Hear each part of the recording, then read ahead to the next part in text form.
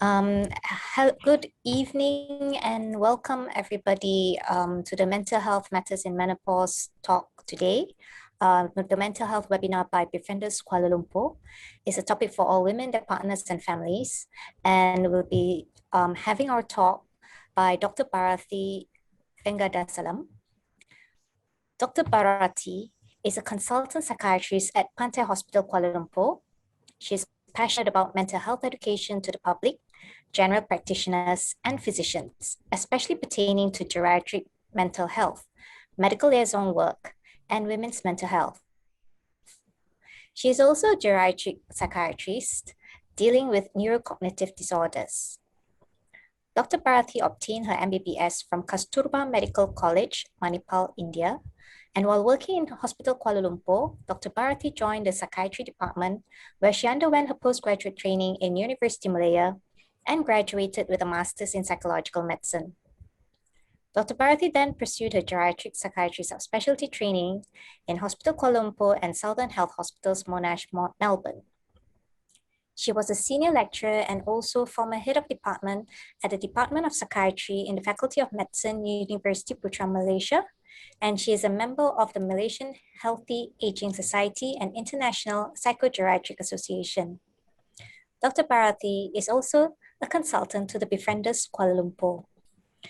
So let us put our hands together for Dr. Bharathi, who's going to talk to us about mental health matters in menopause. Dr. Bharathi.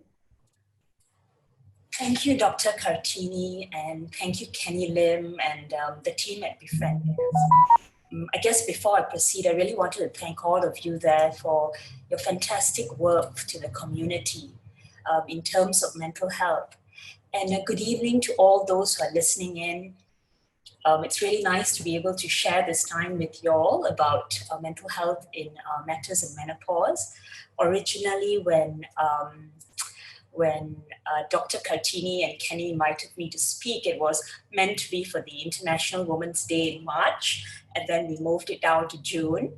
And I did ask Kenny the other day whether we should change the topic to COVID mental health. Well, then we thought, let's just keep it. After all, menopause is a very hot topic, pardon the pun. Okay, so shall I begin, Dr. Kartini? Yes. Okay. Yes, please do. Yes, please okay. do. All right. Okay.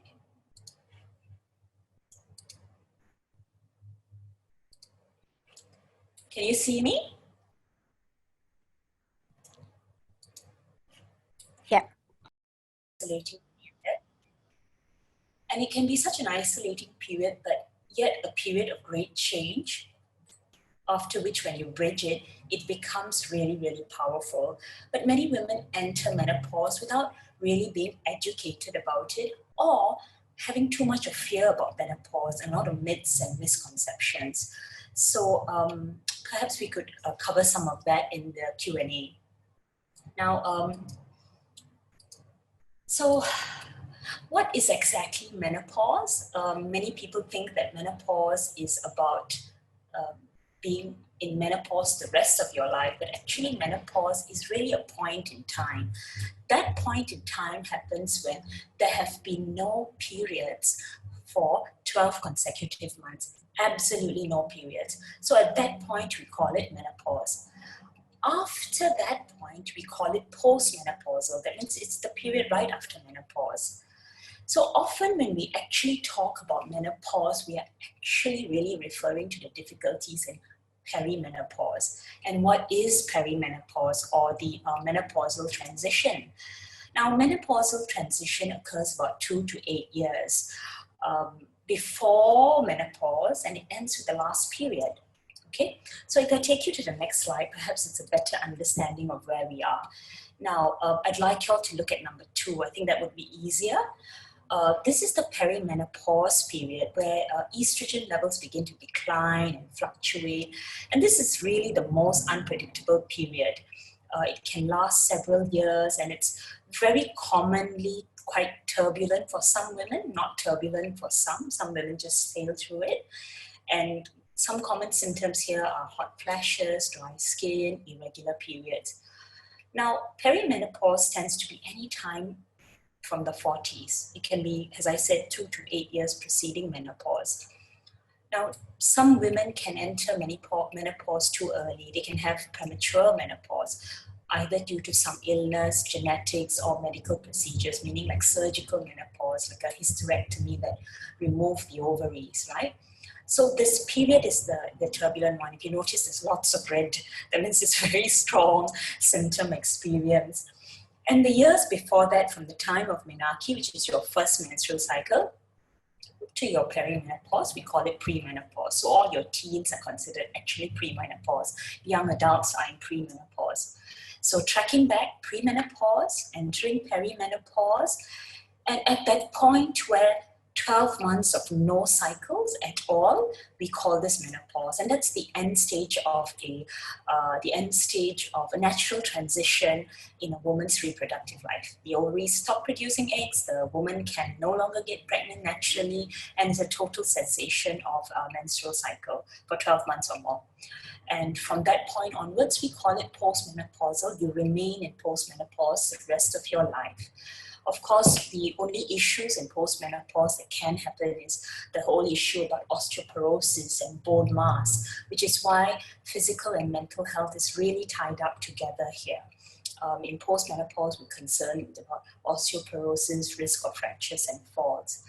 Now, the topic of today really kind of focuses actually on perimenopause, because people tend to label menopause, not realizing we're actually talking about perimenopause, which is the years leading up to menopause, which is really quite hard for a woman.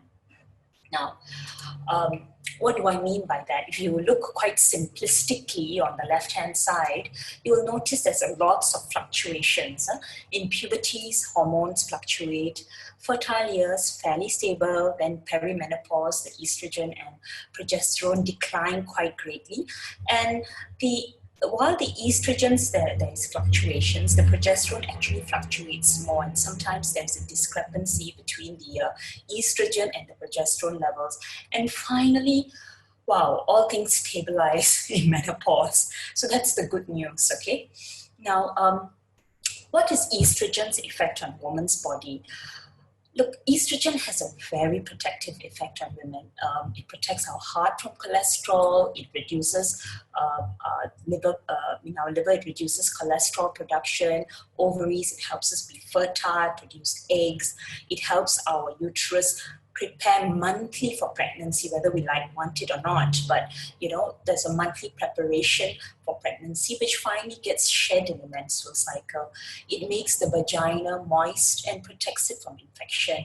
And for the brain, the estrogen really does have a big effect. It helps adjust body temperatures, protects memory, adjusts libido. And the effect of estrogen on the breast is, of course, to grow and shape the breast and prepare the breast for breastfeeding. And skin keeps the skin young, and bones keep strengthening the bones and increase density. So estrogen is really a good thing. It's helped women a lot, and by helping us, it's helped others, isn't it? It's helped our families. Now, progesterone has a slightly different role. This is a very simplistic way of looking at it. It definitely helps to maintain things like bone density. It's a very relaxing hormone, okay? It produces very calming effect on individuals. Now, this is very simplistic about whether estrogen and progesterone needs to be investigated in blood. Actually, to diagnose menopause when it comes to the right age, it's not about blood tests. Blood tests are actually not very accurate. The only time blood tests are done are when menopause happens too prematurely in a woman who's unexpectedly menopausal, or in certain medical diagnostic difficulties. Most of the time, you also can go a lot by clinical symptoms, and there's a confirmatory test.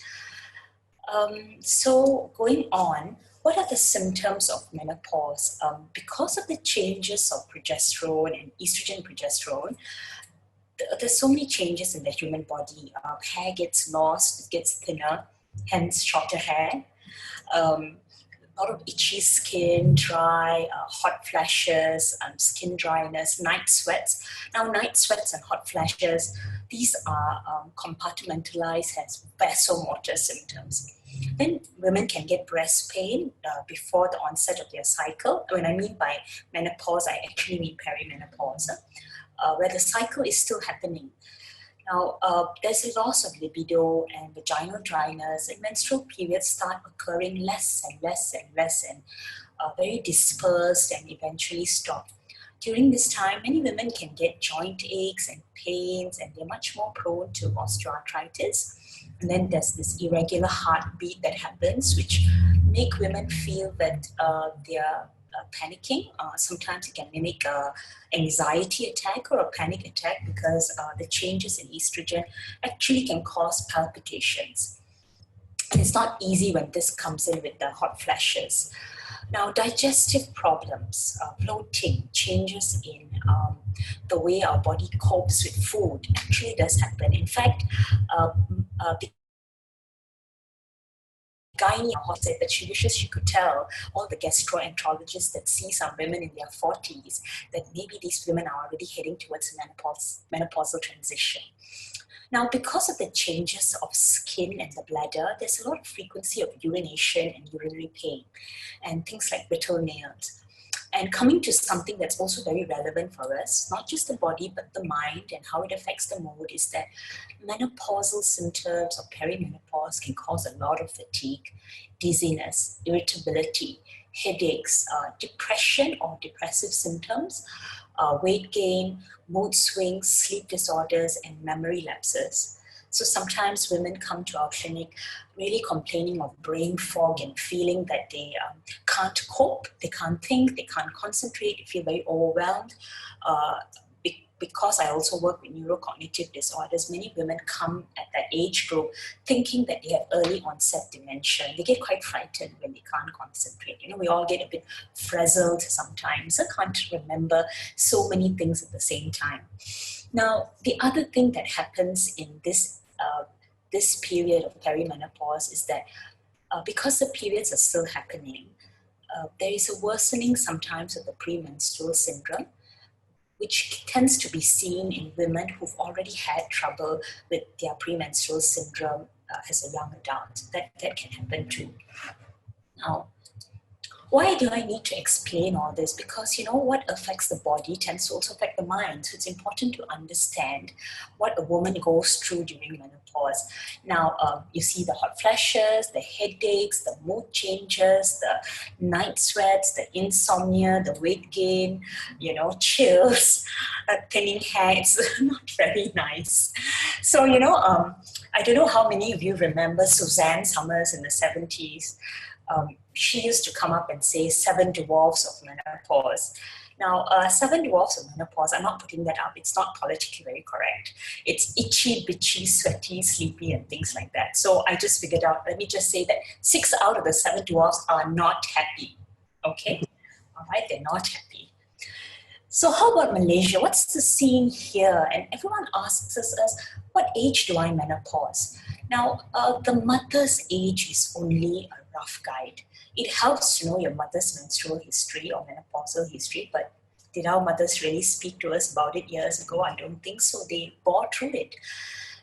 Culturally, things have changed because our mothers bore through it. They were either homemakers or full-time moms, and that generation that was so stoic didn't really believe in speaking to the younger generation about menopause. But if you recall, I recall my mother lying down on the floor in my teens, and you know, can you imagine puberty and menopause? It's all hormones in reverse. What a clash it would be. So here, the mean age of menopause has been roughly seen to be 50.7, 51. It's kind of cited as an average age, but please remember there's no hard and fast rule. It can happen before, it can happen after. And what are the symptoms among menopausal women in Malaysia? Yes, they complain of hot flashes, they complain of tiredness, heatiness, dry vagina, joint pain, insomnia, headaches, palpitations, bladder changes, okay? And sometimes there are differences in ethnicity. It can happen because each woman has a different vulnerability to different set of symptoms. So there's no one step fits all in a woman's menopausal journey. For example, if you look at the Japanese studies, many years ago, the Japanese women didn't even complain about menopause because they really couldn't speak much about it. And there's a lot of under-reporting also. The other thing is that it's also very dependent on diet and ethnicity. So there are ethnic groups that can actually sail through menopause very well because of lifestyle. It does help very much. Now, what does the woman in menopausal transition need to expect? I'm bringing this up here. I know I said that I won't make this a very medical talk, but this is really very important. A woman in menopausal transition needs to be very careful about blood pressure, diabetes, metabolic syndrome, cholesterol, and weight. This tends to happen in this age group, and these minor changes start beginning. So women need to take care of themselves, go for their medical reviews. Blood pressure is a silent killer, and we often don't get our blood pressure examined. Pre-diabetes can convert into diabetes. Somebody who's non-diabetic can become pre-diabetic. And what do I mean by metabolic syndrome? It's a combination of weight gain, abdominal fat, increasing blood pressure and diabetes, and cholesterol going up. Okay, so I know it sounds scary so far, but I'll get to the better stuff later. Okay, now perimenopausal signs, again to repeat, this is something that I mentioned earlier, but you see these perimenopause signs are important in mental health. You know what? It helps us kind of later on differentiate women who actually have a major depressive disorder in that age group in the 50s, which have nothing to do with menopause. Actually, this is a separate thing. It's just coincidental that they're perimenopausal or menopausal, or do they just have perimenopause signs? So these are the perimenopause signs that you all could look at. And I want to say that it's very different for every woman, because there's something called a hormone sensitivity syndrome, and this can underlie why some women don't experience much at all. You know, they can really sail through menopause, but many women actually have many symptoms, or at least a few symptoms. Some of those symptoms can be very little, very mild. Some symptoms can be clinically significant. So there are great shifts in the hormones during that time. Now, what is the potential psychological symptom? Okay. Wow, mom, you're in a good mood. Oh, honey, that's because there's vodka and this orange juice, okay? So I think some mothers listening to this may hope it resonates. I'm not suggesting that you take vodka and orange juice. I mean, alcohol really worsens it, but really, I mean, there are times where I've spoken to women who are so tired and they are either relying on coffee or something to pep them up through the day, or they're just really rattled. Anyway, I say potential psychological symptoms because please remember, it doesn't mean this happens to everyone, but it's good for us to be aware. So what can happen? Sudden bouts of crying, sudden bouts of inexplicable sadness, and it can be short, it may be long, or it may just come in waves and then pass. Depressive symptoms, which do not necessarily mean it's a clinical depression, okay? Irrational anger, mood shifts, anxiety, feeling really easily overwhelmed, increased fatigue, difficulty to concentrate, brain fog, a loss of motivation, a loss of libido, and very low confidence. The self-esteem just drops at that time because women in this phase are facing lots of bodily changes, you know. Things don't feel good, hair is falling, maybe there's weight gain, they're feeling tired and achy, and suddenly they feel old, they don't feel sexy, they don't feel wanted, you know, they don't feel like their children love them, they don't feel that their husband is looking out for them. There's a lot of things going on here, all at the same time. I do have a word for the ladies out there. I hope the men are listening in. I wish I could see whether men and children are listening in. But I'd like to say that sometimes there are problems that are valid and it's very real. But I must admit that the hormonal fluctuations that happens in this period can make the problems feel unsolvable or very easily overwhelmed. And it seems larger than normal. And suddenly later on, you have a better perspective of it. Okay, I'm not negating whatever that's happening, but there is that sense of amplification that we just need to be a bit conscious about, okay? And please remember that midlife, it really coincides with various stresses. It's not always just about the menopause. During this time, many women are taking care of their aging parents. There's a lot of responsibilities with caregiving, caring for children, especially teenage children, marital struggles, restructuring at workplace, planning finances, retirement, all that matters. Now, how about mental health disorders itself? We were talking earlier on about mental health symptoms, just symptoms. Symptoms do not mean it's a disorder. People can have mild symptoms, but it doesn't mean it's a clinical diagnosis. But what we need to understand for sure is that definitely there are increased vulnerability at certain periods of a woman's life for mental health disorders. Already women, the rates of depression and anxiety are double that of men. So these periods like premenstrual periods, it's higher risk for mental health disorders, pregnancy, postpartum, and the menopausal transition. The highest risk for women to have a switch in their mental health into a disorder is actually postpartum. And when a woman tends to have problems at every stage of hormonal changes, these women are also at higher risk of developing more significant mental health issues at menopausal transition. Now, if we speak about symptoms of depression, you may have 18% of women in early perimenopause, and the more you're moving into late perimenopause, something like 38%, okay? Now, what do I mean by late perimenopause? Just that year or that 6 months before finally menopause happens. As it's nearing that point of menopause, it just gets very turbulent. Again, there's no fear here. This is all, menopause is it's a life transition, it's not a disease. So please understand that most women can and will navigate their perimenopause without serious mental health issues. We just want to have that awareness. Now, what is major depressive disorder in menopause? So this is actually a clinical diagnosis. As psychiatrists or as medical professionals, we actually diagnose major depressive disorder based on some very strict criteria. It's not just sadness, okay? Now, what happens during the menopause transition that could cause depression, actual depression, MDD we call it? These hormonal changes are very variable, the E2, the FSH. There's a rise of something called FSH and LH, which is the follicle stimulating hormones and the luteinizing hormones. Now, women who have very severe menopausal symptoms, especially the vasomotor, which means the hot flashes and the night sweats, they seem to be at higher risk of getting a major depressive disorder.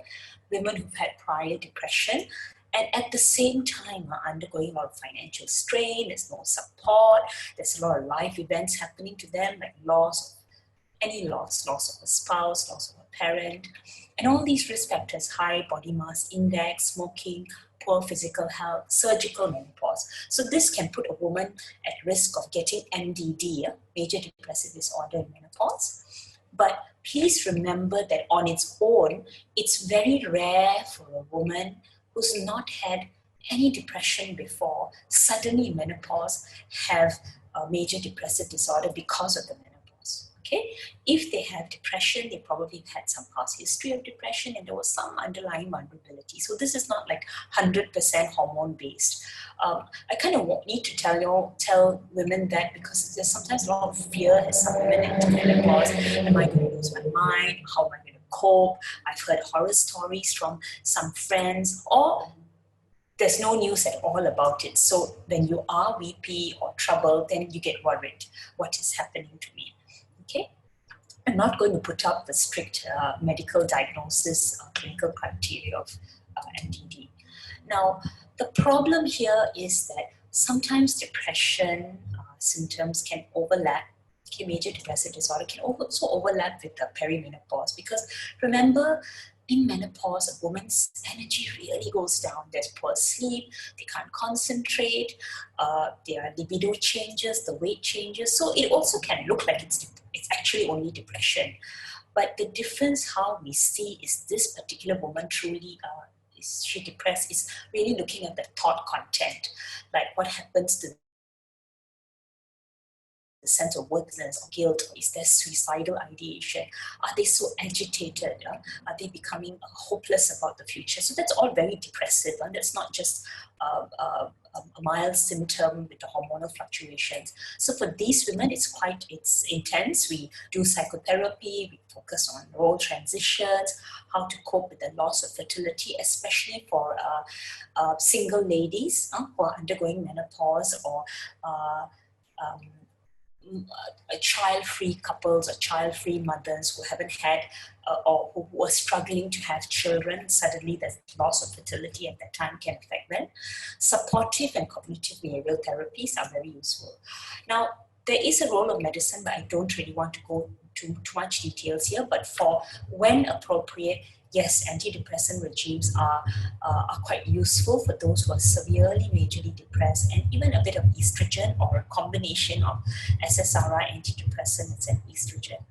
Now, it is interesting to note that some of our antidepressants in psychiatry actually can help for hot flashes. So even the gynecologist may sometimes use a very low dose. We call it a low non-therapeutic dose, just to help the hot flash. Because by helping the hot flash, a woman can sleep better. When they sleep better, they have better energy, they can cope with their day. So there is a role in it which needs to be discussed with your doctor if symptoms are very, very severe, interfering with your daily life, or you just need to know whether you are in that boat. Now, anxiety is a little bit harder to explain. So the role of anxiety in menopause isn't very clear now. Depression is really about low mood, loss of interest, maybe loss of appetite, loss of weight, everything is slowed down, or there's some amount of agitation, but it's mainly about mood, okay? Mood being low. Anxiety is different. It's a lot about fear, apprehension, worry, and it can really cause what we call a fight and flight reaction, where you can get heart palpitations, chest pain, chest tightness, shortness of breath. We have many people now in the season during the pandemic coming to the ED with panic attacks. What are panic attacks? Panic attacks mean that a lot of the physical symptoms of anxiety come together. There's tremors, there's dizziness, feeling like fainting, lots of fear and constriction in the throat, chest tightness, dizziness, and they feel that they're getting a heart attack or even a stroke, but it's purely a rush of our stress hormones, cortisol and adrenaline. Now, so anxiety does happen more in perimenopause. For some women, it can amount to a panic attack. And sometimes the panic attack and hot flash can mimic one another. So it's not easy to differentiate it, but maybe a way to understand whether it's a hot flash or a panic attack is a little bit like this. Hot flashes don't normally make you feel short of breath, okay? If you're very short of breath at the same time, it's likely to be like a panic attack. Now, if you're experiencing hot flashes and there's sweating, there's panic, but body ache at the same time, your libido has been down recently, if you've been having a lot of brain fog in between, your anxiety could be a sign of that hormonal imbalance in perimenopause, rather than being a new case of an anxiety or panic disorder. But whatever said and done, when these depressive or anxiety symptoms are prolonged, please consider a medical review. I mean, that's definitely worth it. You could do a thyroid function, speak to your GP, speak to your gynae. It's very good to really dialogue with your gynae. I must admit here that the topic of menopause has to be really engaged by the women. It's a pity, but even medical professionals don't really initiate that conversation with the women they see unless you're seeing a gynae. So be willing to ask, be willing to be a bit brave and not shy, and bring up your questions to your doctor. It's very important. Now, who has the most risk of having more anxiety at perimenopause? Women with history of depression in the past, women with history of premenstrual dysphoric disorder, women, I want to highlight this one, women with significant caregiving responsibilities. Okay, so caregiving burden is really high in this age group. I'm sure many of us have had to care for aging parents, aging in-laws, uh, maybe sometimes an unwell child, special needs children. You're really juggling so much at the same time. And of course, recently in this pandemic, it's just heightened that. Now, those who experience loss, grief, whether it's loss of a parent, loss of a spouse, loss of any significant other, loss of a pet, anything. And patients who have chronic fatigue syndrome or other physical health problems, it just increases that sense of apprehension. Okay, now going on to sleep changes. These sleep changes really matter for mental health because many perimenopausal women, I think this is one of the biggest problems that happens in perimenopause, is sleep. Now, the changes of estrogen and progesterone itself changes the sleep cycle, regardless of whether you have hot flashes or not. Some women don't experience hot flashes and night sweats, but those who do really suffer bad sleep. But some other women, even without night sweats, can have changes in sleep cycle. Now, it's a catch-22 situation. Sleep disruption can cause low mood and anxiety, or if you're actually feeling very low or anxious, that itself could interrupt sleep. So it's very, it's a vicious cycle. I do want to discuss a bit about hot flashes later under management because hot flashes and mental health, it bothers some women a lot, enough to disrupt your sleep and your mood. So we really want to work with things like your diet, your exercise, and some women can make out what are their potential triggers. It's really worth doing that. Did you eat too spicy food? It matters now. Smoking matters, alcohol, especially alcohol, and even very refined processed carbs can really trigger off hot flashes. So it's important to examine and eliminate things in your diet carefully. Don't be overwhelmed. So I like this. Hot flashes are my new cardio. I have many girlfriends who tell me that at night it's hard for them to sleep.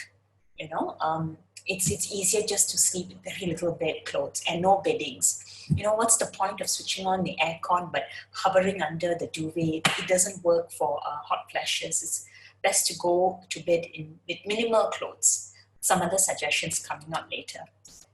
Okay. I hope I've covered some of the basic symptoms of menopause that can affect mental health. Then let's talk about how women are going to navigate this perimenopause a little bit more. In general, there is no medicine for this, okay? I will only briefly touch on hormone therapy because I'm not a gynecologist and it is not necessary that women have to take hormone therapy. In fact, it's really the last resort because many women can get by with just controlling their lifestyle. Okay, stress management, easier said than done, but you really have to commit to reducing stress levels by engaging in the things you love, doing self-care, having time to, whether it's watching a movie or taking time off for yourself, really demanding that time for yourself, really demanding it and controlling it, learning to rest and relax, sleep more.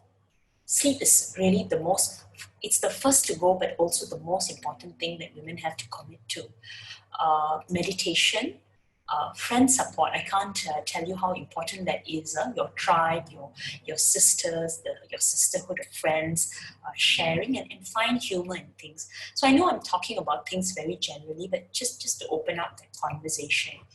Now, for women who are having mood and anxiety symptoms, try and see what your patterns of sleep and stress levels are. Okay, try and identify what are your personal triggers. What is it that you're upset about? And look at it later after a few days when the worst is over. Okay, reach out to others. Please know that this is temporary. If you recall the slide that I showed where it's very turbulent in perimenopause, it settles later. This is not forever. It will pass. It very much helps that you learn and commit to relaxation techniques like paced breathing, deep diaphragmatic breathing, your prayer, your meditation, all that matters to really learn how to breathe from below. Now, do seek professional help if these symptoms are severe and interfere with daily life. Now, PG-13, I don't know whether children are listening in or teens are listening in, but this is important for everyone, for the partners. Now, a big part of the problems that we see lies with women who are feeling that their sexuality is changing, their libido is going down, they have nothing to offer, they are not contributing in the marriage, that their husband is going to reject them. All sorts of things fly in the mind. And of course, here is where the spouse support is so important, the partner support. Communication and affection. That really needs to be highlighted here, because the role of sexuality isn't always just about a particular reproductive organ. So please remember here, if you look at the screen, it's the brain and the skin are sexual organs too, okay?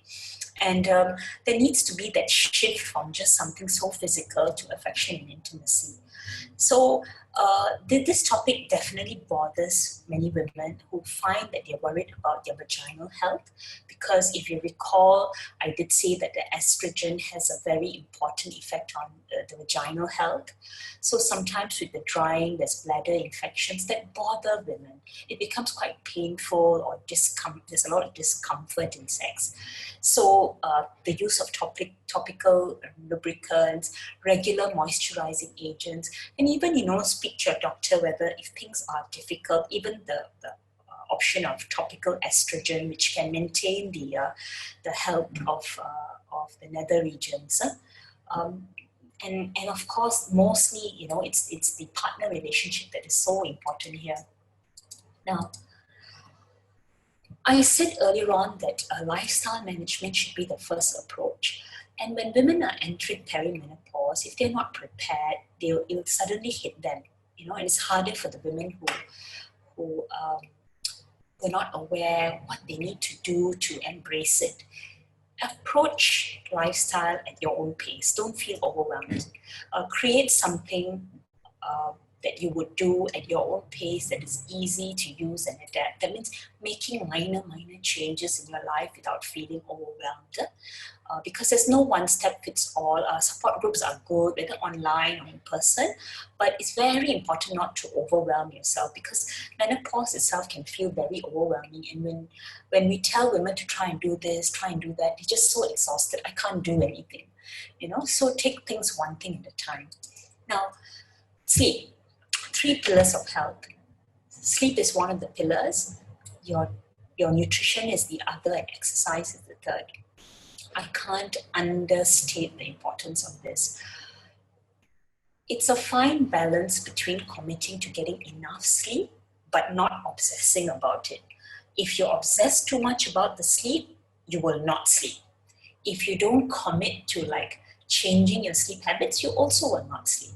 So for people who are too, I would say, too worried about whether they're getting enough sleep or not, they actually shouldn't be using the Fitbit or the tracker.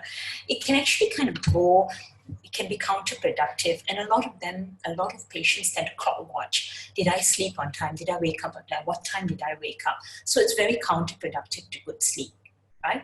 But yet we need to commit. We need to commit to winding down at night, eliminating screen time, phone time, gadget time.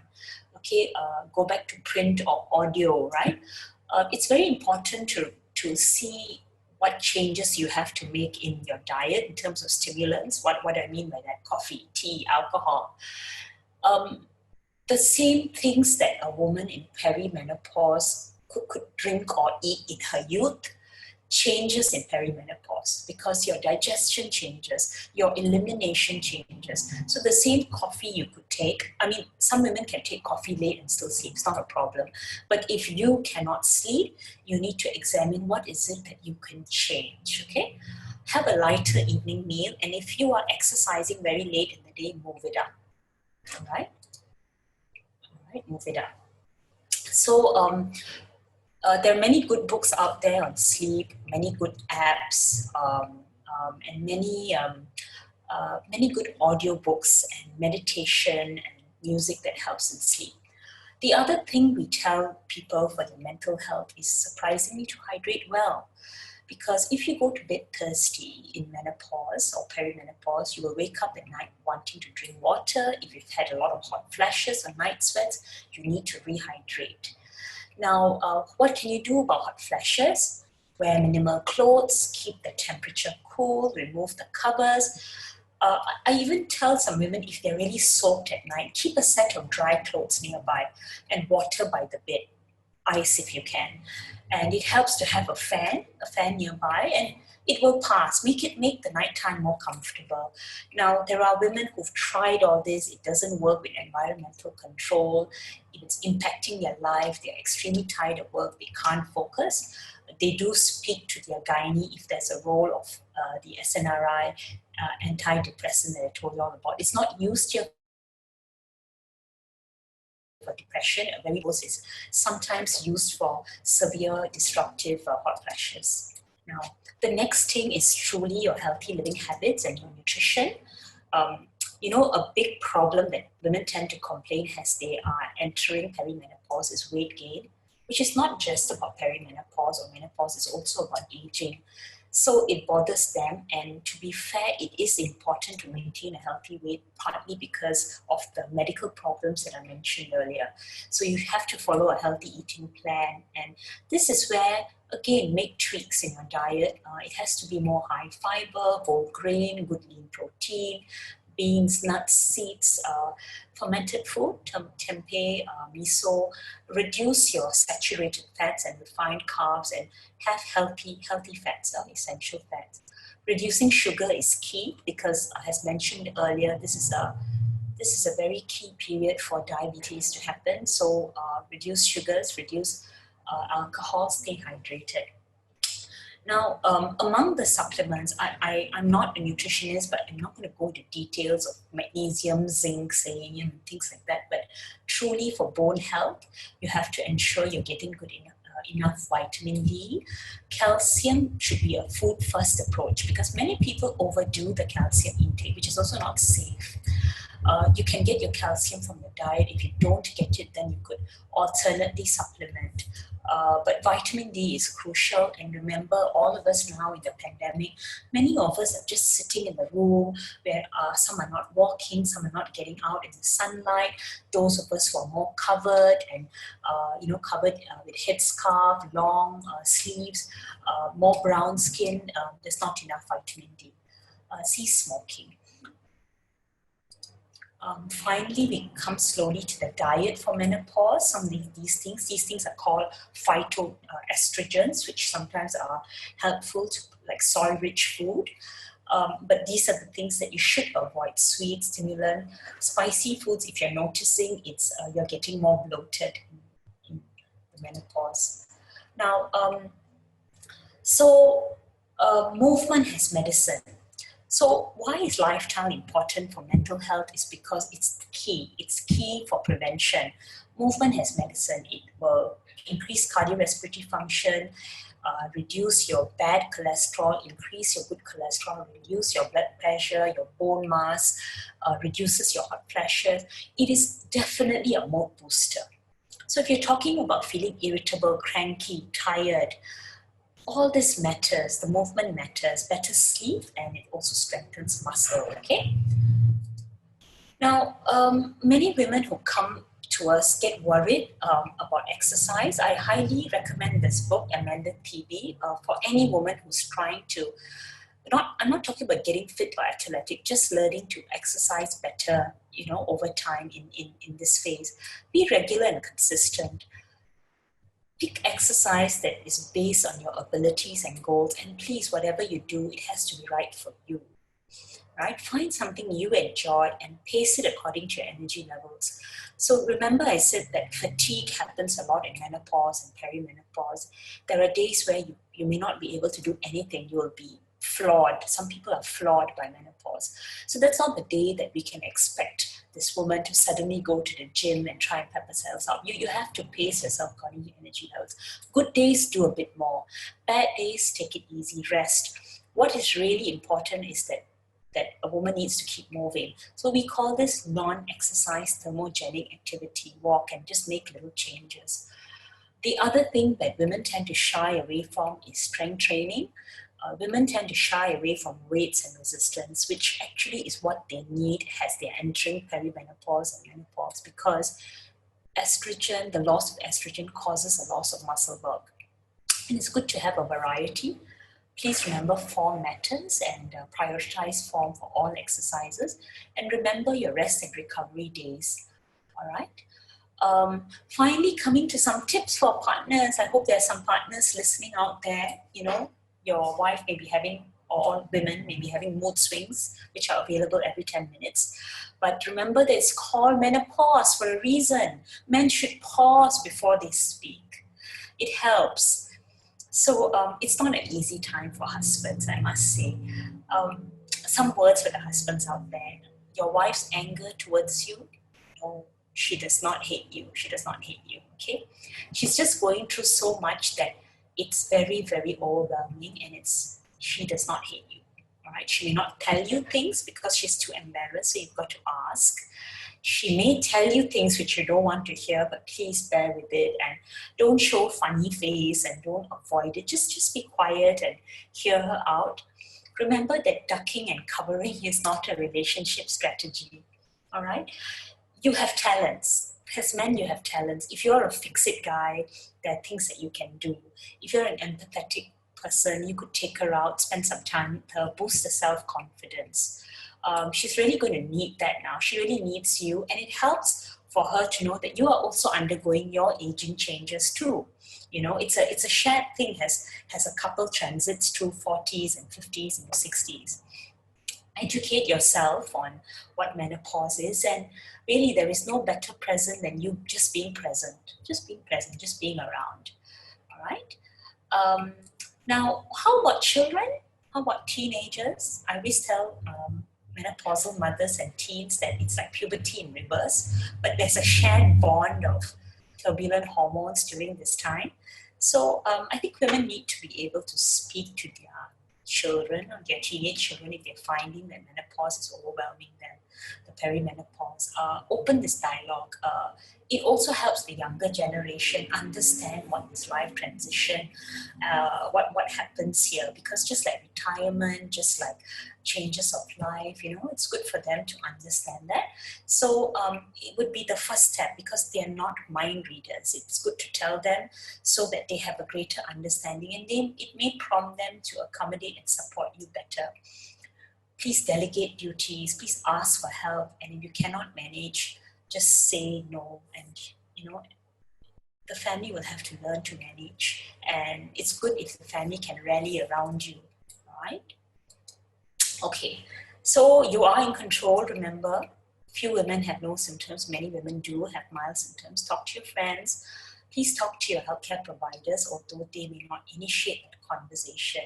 Remembering that there are many options actually for the many symptoms, and if needed, there are appropriate medicines for selected patients, selected group, carefully tailored for these individual women if it's very, very severe and disabling. Okay, so we go beyond menopause. Remember that we gain ourselves with experience, we let go of what is not needed. Okay, we embrace new chapters. It does not last forever. One day it will be over, perimenopause. So the work now is actually just to become more ourselves, right? And it's time for you. It's really a very, very powerful time, not to be feared. And finally, before I close, I hope I'm not going over time. I think we started a little bit later. Trivia question: if you're been doing Zoom classes with your kids, this is something you could ask them. Which other mammals in the animal kingdom undergo menopause? That's your homework for your children. None of these three, okay? Only two other mammals undergo, besides humans, undergo menopause. And what are the references? Now they have open book exams where they can refer, right? You can ask them to look up National Geographic, BBC, UK, or this study on current biology by Croft et al. 2017. what lessons can we learn through research on the evolution of menopause in those mammals? What can those mammals show us women in menopause? Okay, I'm ending here. This is a very good, helpful resources and books. I'd like to recommend the Malaysian Menopause Society website, the Australian Menopause Society website, the UK website called Menopause Matters. And this is an excellent new book that's come out. I know those days a lot of women used to read, gosh, the name's not coming to me now, brain fog. Intro, I'm sure some of you have read those books, but this is a good new one that's come out recently, very contemporary and up to date. The Complete Guide to Menopause by Dr. Anis Mukherjee, who's an OBGYN in UK. Okay, thank you everybody. I shall now stop the share and thank you for listening in. Okay. All right. Thank you, Dr. Bharathi. Without further ado, is it okay if we just go on to the questions? Yeah. I think we have good 5 to 10 minutes left. So our first question is from Shamini Krishnani Nair. She asked, is it normal to have menorrhagia when nearing premenopausal period? Yes, it's not normal, but it does happen in the perimenopausal period. There can be lots of disruptions to the menstrual cycle, but when that happens, when that happens, we have to be quite careful. The woman has to speak to her gynecologist because she needs to get an ultrasound done, and sometimes they need to examine what are these women's risk factors. Some of the perimenopausal symptoms can be much better after a low dose of a coil or even a birth control pill, but I can't comment here on that sort of treatment, not being an OBGYN. I think we have another question from Charmaine, and she asked, do men have menopausal symptoms too, or menopause? Yes, actually, that should be a topic for another day, right? Andropause. So you should get a urologist to speak about that. Yes. So, a lot of men tell me, why is there so much focus on women, It's like Mother's Day gets more attention than Father's Day. Menopause gets more attention than andropause. No, there is andropause. It is more silent, it's more quiet, I would say. The loss of testosterone can also cause a loss of drive, motivation, weight gain, belly fat, not completely dissimilar, to our menopause. So they will also go through the same psychological changes when they go through andropause? Not so much, because women are definitely, our hormonal profile, definitely the range of depressive and anxiety symptoms always are double to men. Okay, not just because of hormones, but there's a whole topic on that. But men, how andropause can present is a lot of irritability, okay, and quietness actually, and loss of motivation and drive. All right. So we have some questions which we got over from other people as well. So the first question would be, hello doctor, is it normal for women who are going through menopause to experience mood swings? For example, being really sad at one moment and less than 20 minutes, they are happy or stable. Yes, that's what I mentioned earlier. Those mood fluctuations can happen, the highs and the lows. Of course, if it's terribly extreme, there are some rare conditions called mania, which are so rare, but you can get this unexplicable sadness and then you're back to being stable. It can happen, yes. And a lot of weepiness, and suddenly days where you feel quite on top of the world. Okay, so our next question would be, hello doctor.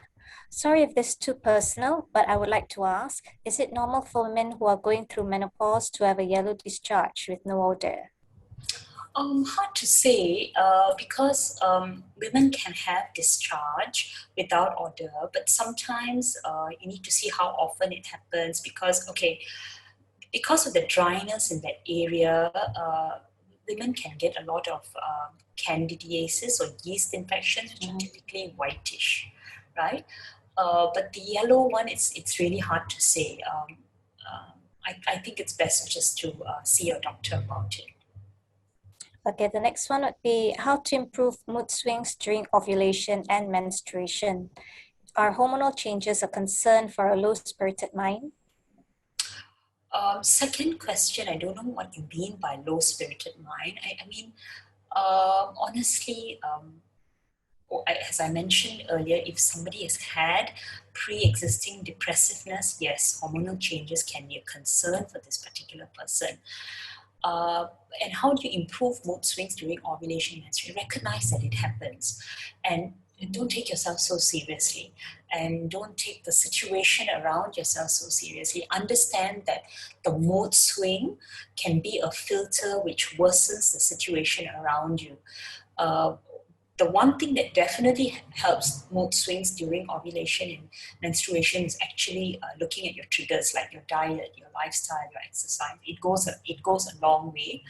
If it's very, very severe, and some women have what we call premenstrual dysphoric disorder, they could speak to their doctor about being on certain type of sometimes it's antidepressants for 2 weeks of the month. Sometimes it's hormonal pills. A lot of the time the gynae would suggest what are the hormonal pills that could help them, not so much for the mood swings, but whether they have any underlying PCOS, polycystic ovarian syndrome, that sometimes are associated with mood swings during ovulation and menstruation. So we have some questions from the chat box about the HRT. Can Livil or Tibolone cause hair loss? I actually would not like to comment on HRT too much. I think that's really beyond my scope, if you don't mind. Being a psychiatrist, and I'm not really an endocrine specialist or a specialist in HRT. Yeah. But do you have patients who come with postmenopausal symptoms? Definitely, but I'm not the one to start them on hormonal therapy. That was under the gynae, yes. Okay. Yeah. So I'll just skip all the ONG questions. Yes, the next one would be, Doctor, depression and anxiety is quite common these days due to lifestyle and demand. How do we know whether the depression and anxiety is due to perimenopause? Yes, like I mentioned earlier, if it's accompanied with a lot of physical signs of perimenopause, and you're not usually feeling like this before, things like tiredness, body ache, waves of fatigue, which are not exercise related, or you're finding yourself having more mood changes which are very fluctuating. That's more about perimenopause. Okay, so go on to the sorry to interrupt, but when I meant that about the HRT questions, I mean, I guess to summarize for any of the viewers who are listening in,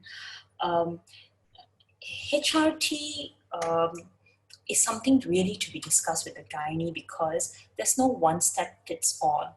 It is a lifesaver for certain women who are really experiencing severely disabling symptoms. Okay, there is a role for it in certain age group of perimenopausal women within 10 years of perimenopause. Okay, within 10 years of menopause. There is a role for it at a short duration of time at the minimum effective dose. But these women are carefully selected. They have to discuss it with their gynae, because yes, sometimes the HRT helps physical overall well-being, and then indirectly that helps mental health. But it's a very detailed conversation, which is very hard to discuss here in a mental health symposium. I hope the viewers who've asked that question do not mind that, I just give you a general summary statement like that. Okay? All right. Okay, so we'll move on to the last 3 questions. How to manage and control feelings of anger in ourselves, especially in pressured or stressful situations? Okay. I think firstly to recognize it. Okay, it's not easy, and understanding that you need to actually either walk away, okay, or take a deep breath, telling yourself that, telling yourself to actually relax, you're angry, okay, you're in pain. Actually, most of the time you're in pain, you're hurt, right? You're upset. And to breathe, I don't know how to tell you how important it is just to do a traffic light in your mind, red, orange, green. The same things that we tell our children, we also have to be able to mirror that to your youth, to your teenagers, to your colleagues and everything. But looking back, you probably need to understand what was building up. Something is building up, okay? So if something is building up, you want to see what triggered that and how can you address it at a more calmer time. Come up with a game plan for yourself, what you would do in a future angry situation. Don't come up with a game plan at that time. What is your game plan? Maybe you walk away, you breathe, you decide to not have that conversation. Do you need to just take a break? Is it because you haven't had enough sleep? Are you actually upset about something else and this was the last straw? You have to examine it that way. Okay. The next question would be, I'm going through an early stage of menopause. With the pandemic, I'm working from home and I find it such a challenge. Lately, I have sleeping issues, waking up in the middle of the night. I feel extreme lethargy in the daytime and as a result, couldn't focus in my work. I find my mood affected as well. I'm not sure if this is due to work from home or it is menopause. Should I see a psychiatrist? Okay, so firstly, you need to be sure, are you going through menopause? I am assuming that this woman is. You understand what early stages of menopause mean, but the fact that your mood is affected could be totally the social situation, which is what we are seeing now.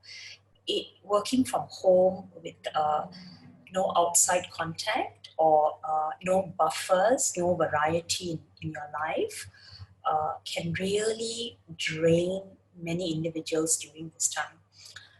And because you're menopausal, during menopause, the usual stresses actually feel double, okay?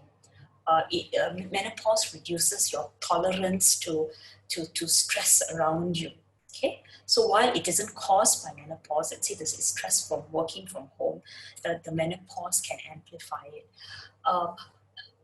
Before seeing a psychiatrist, I would say firstly, if you're working from home and you're attached to a company, you should avail their employee assistance program if your company has one, okay? And speak to your HR manager, speak to your the counselor at your office. That's first line. Then second line, if you're not sure you're going to get that sort of help, yes, you could see a psychiatrist, even a GP first or a psychiatrist, that's completely fine. And then, yes, the psychiatrist will examine the issues, the quality of your symptoms and how significant they are and what is causing it, yes. Okay. So last question would be, my mom is 60 and seems to be having anxiety and panic attacks lately. She has always been an anxious person, but it is getting worse. Could it be due to postmenopause? We're having a tough time trying to help her.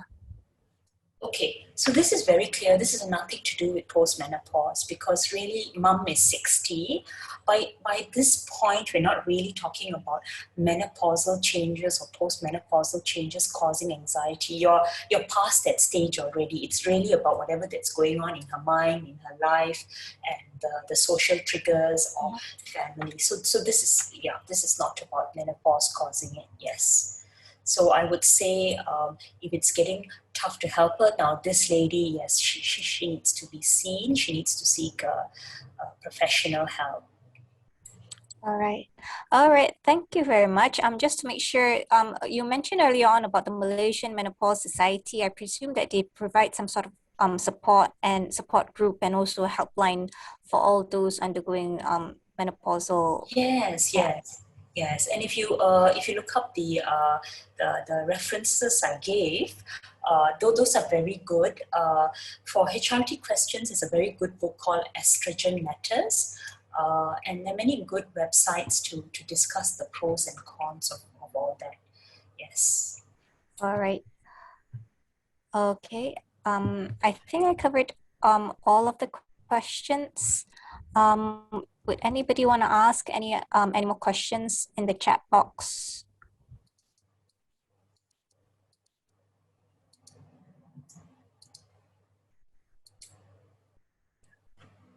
Okay. Well, we've actually come to the end of Dr. Bharathi's talk. It's just to inform everyone that the Befrienders Kuala Lumpur is a non-government, not-for-profit organization.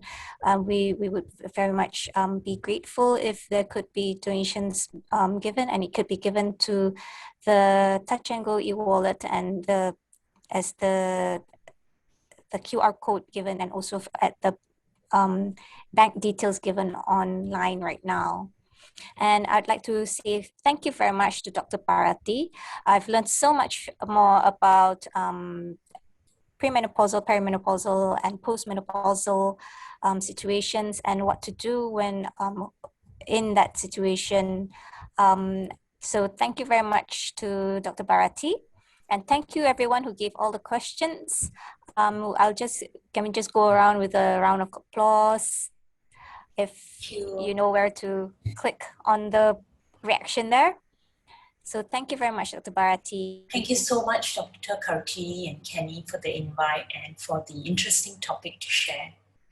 I hope the resources will be available to the group who's listening in, so that they could do their reading and their understanding about it. Knowledge is power. Okay, yeah. Thank you. All right, thank you very much.